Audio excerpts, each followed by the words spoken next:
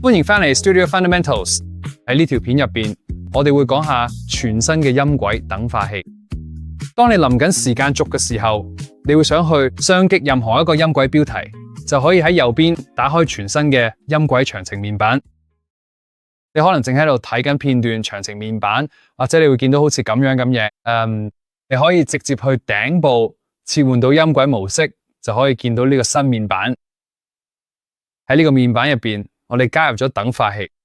每條音軌都有一個等化器，係一種用嚟修飾音軌聲音嘅方法。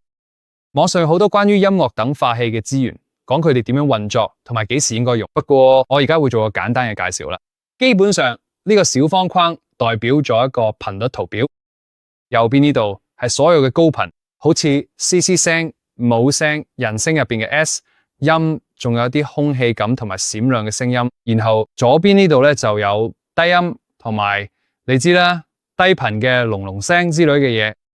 等我哋聽下條音軌，睇下可以點樣調整。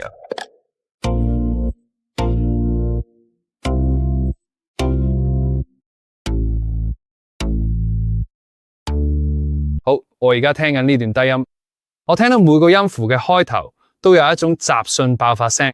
如果你睇下圖表嘅呢個部分咧，你其實會見到佢，就係上邊呢一小撮雜訊。如果我諗清理下嘅，我可能會加一個新嘅頻段，同埋我會將佢設為低通濾波器。換句話說，即係話低頻會通過，但係高頻會慢慢咁樣被減弱。當我慢慢將頻率向下移嘅時候，請大家而家一齊聽下。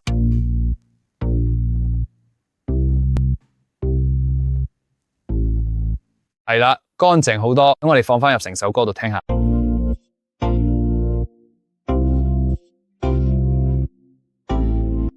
所以係另一種聲音。其實我幾中意嗰啲雜訊，因為佢令聲音更有力。或者我甚至會加強緊，等我哋整多個頻段，轉做呢個架式形狀，然後增強一啲高頻。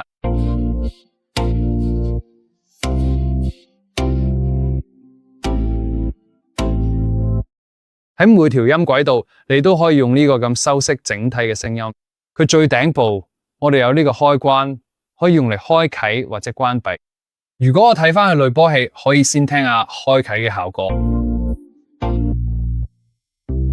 而家係關閉。下面呢度有圖表，我哋可以隨意拖動同埋控制。再下面係頻段，你可以點擊頻段嘅開關，最多可以加6個。每個頻段都可以有自己嘅形狀。我哋有高通濾波器、加式濾波器，仲有經典嘅我哋呢個叫中型。呢個係用嚟移除特定頻率嘅冚波濾波器。然後係啦，基本上就係鏡像。最後下面呢啲旋鈕係頻率，即係將個點左右移動。仲有增益，即係將佢上下移動。雖然我哋喺濾波器上面做唔到呢樣嘢，得啦。最後係 Q 值，即係濾波器嘅尖銳度。所以如果我諗好精確咁處理我要增加或者移除嘅頻率，我可以調高 Q 值嘅，令佢更精準。最後我哋仲有好多唔同嘅預設，係我哋整出嚟俾你做起點嘅。如果你想用特定方式去改變你嘅聲音，所以或者我諗某啲嘢加強少少低音，你就可以直接切換到呢度嘅低音增強設定。